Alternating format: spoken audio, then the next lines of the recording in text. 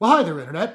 My name's Court, and you've got courtside seats for my review of Season 1 of The Boys. Let's do it.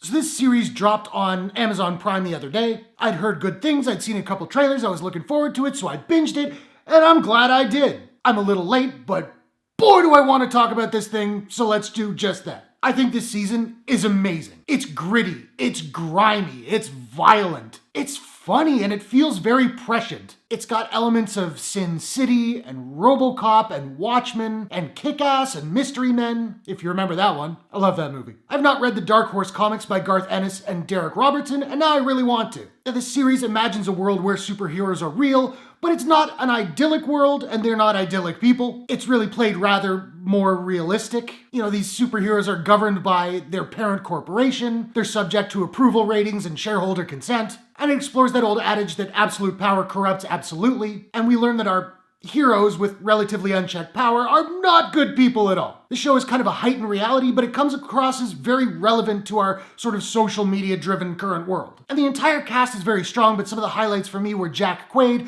who is ostensibly our main character, Huey. I really liked his character arc, and also it's interesting to know he's the son of Dennis Quaid and Meg Ryan. He looks exactly like Dennis Quaid, but he makes Meg Ryan faces. Carl Urban is mostly just kind of an intimidating, badass, profane presence. But towards the end of the season, he does get to do some real emotional heavy lifting, and it's really, really good. I love Anthony Starr as Homelander, who is sort of the show's stand-in for Superman. Really like Dominique McGillicott as Queen Maeve, who is sort of the show's stand-in for Wonder Woman. And particularly Erin Moriarty as Starlight, who is perhaps the only really innocent character on the entire show. Plus Elizabeth Shue is in it. It's great to see her again. I've always been a fan. Right on. And I love that this show is just simply hardcore. It doesn't go super deep into sexuality. There are themes there, but it doesn't get super nudity and all that kind of stuff. However, there is one sex scene that is so bizarre and disturbing, it kind of reminds me of David Cronenberg's movie Crash. It's disturbing enough in that it does kind of involve sexual assault, and then they double down and it gets even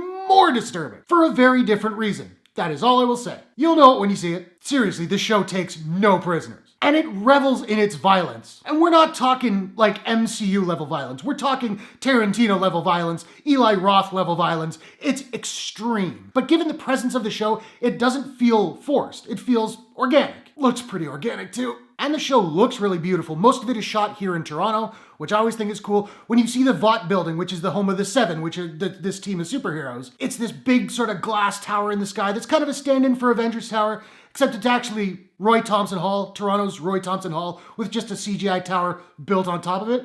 I thought that was really cool. And the soundtrack is great. It must have cost Jeff Bezos a huge amount of, well, pocket change. And again, the show just feels very, very relevant. It echoes the Me Too movement in its own stylized way. Capitalism, advertising, social media, heroism and celebrity, corporate ownership of assets. It's clever, it's satirical, it's really funny when it's not being horrifying, and sometimes it's even funnier when it is being horrifying. And man, does this show pulse. Every episode has at least one moment where you're just going like, ugh. There is a scene in the 4th episode that takes place on an airplane, that's all I will say, and it's just like, holy.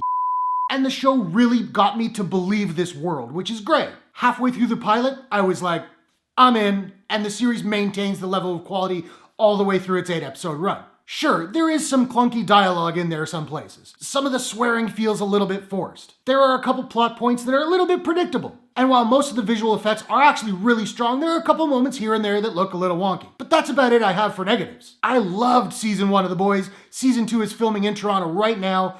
Can't wait, bring it on. So those are my thoughts on The Boys. Now I want to know, what do you guys think? Have you seen The Boys? What did you think about it? What is your favorite episode of the show? Whatever your thoughts, hit the comments below. Let's discuss. If you enjoyed this review, please smash that like button and give a share if you really enjoyed it. And hey, why not take a second, do me a favor, click subscribe and ring that bell to subscribe to my channel for more movie reviews, entertainment news, trailer reactions, all that good stuff. Thanks very much for watching. I'll see you guys in the next one. Take care.